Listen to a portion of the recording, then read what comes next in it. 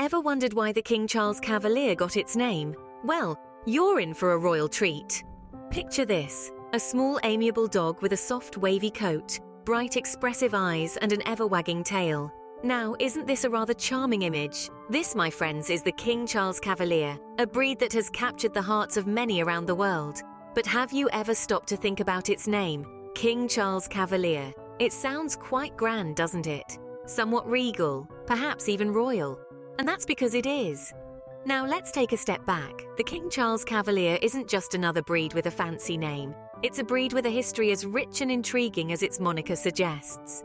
This adorable dog has scaled the heights of popularity charts, not just for its delightful personality and striking good looks, but also for its fascinating royal connection. That's right, the King Charles Cavalier is no ordinary canine. It's a dog with a royal lineage. But how, you might ask, did a breed of dog come to be named after a king? And not just any king, but King Charles no less. It's a curious question, one that has piqued the interest of dog enthusiasts and history buffs alike. It's a question that takes us on a journey back in time, through the annals of British history, to the courts of the Stuart kings, where the story of the King Charles Cavalier begins. As we embark on this journey, we'll discover the royal heritage of the King Charles Cavalier, uncovering the stories, the characters, and the historical events that have shaped its identity. We'll delve into the world of royal courts, of kings and queens, and the dogs they loved.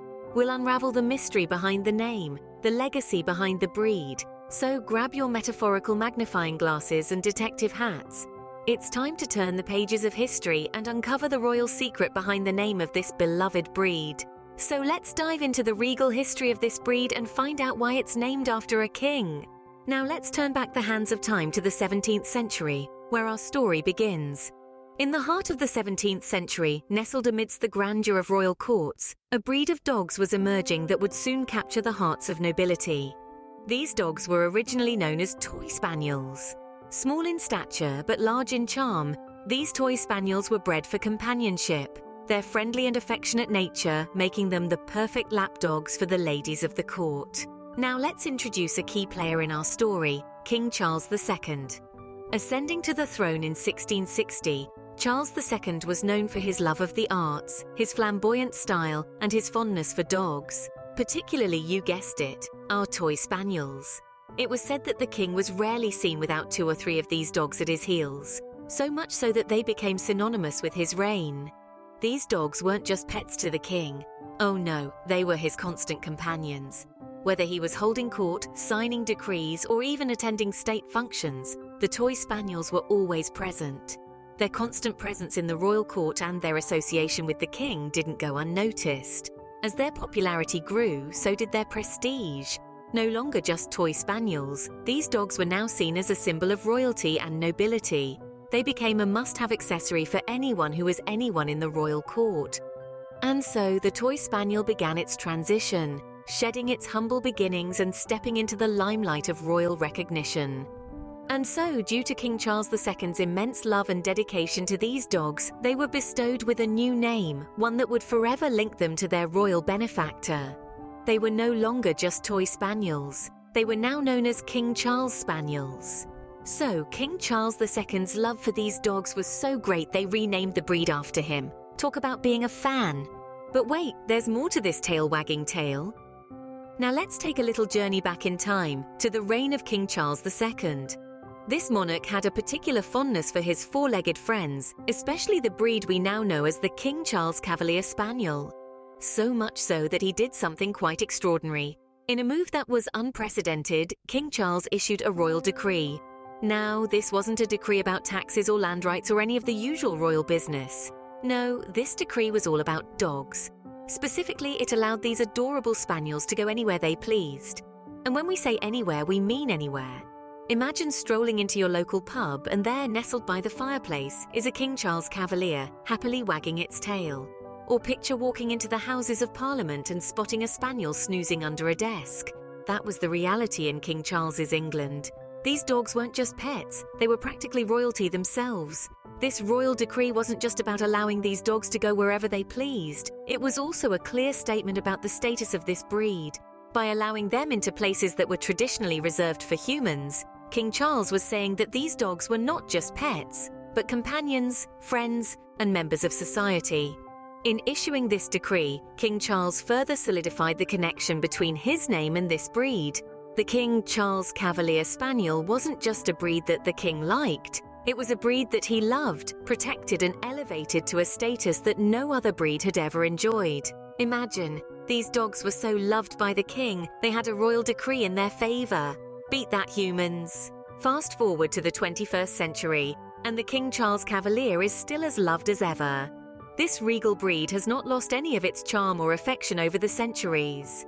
The modern King Charles Cavalier, with its silky coat, expressive eyes, and friendly demeanor, is a favorite among dog lovers worldwide.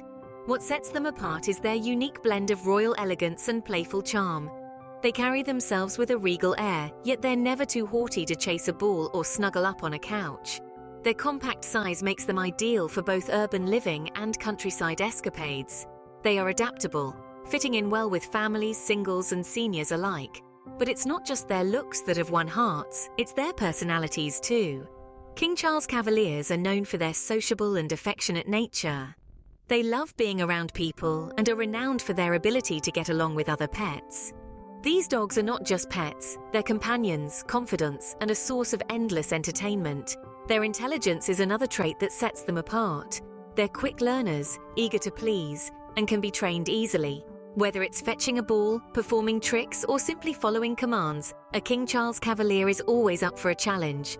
Despite their royal lineage, these dogs are not fussy eaters. They will happily munch on their doggy diet, and occasionally they might even be tempted by a royal treat or two. Health-wise, they're generally a hearty breed.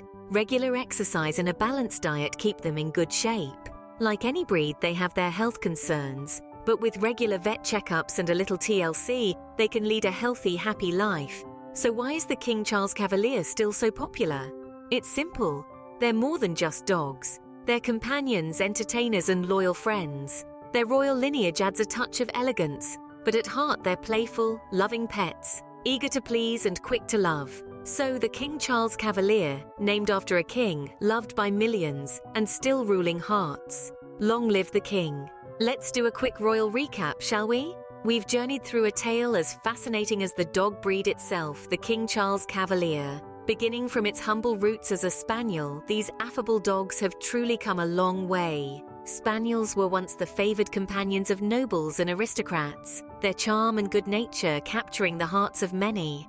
But it was their leap into the royal court that truly set them apart. The breed's connection to royalty was not a mere coincidence, but a testament to their irresistible allure.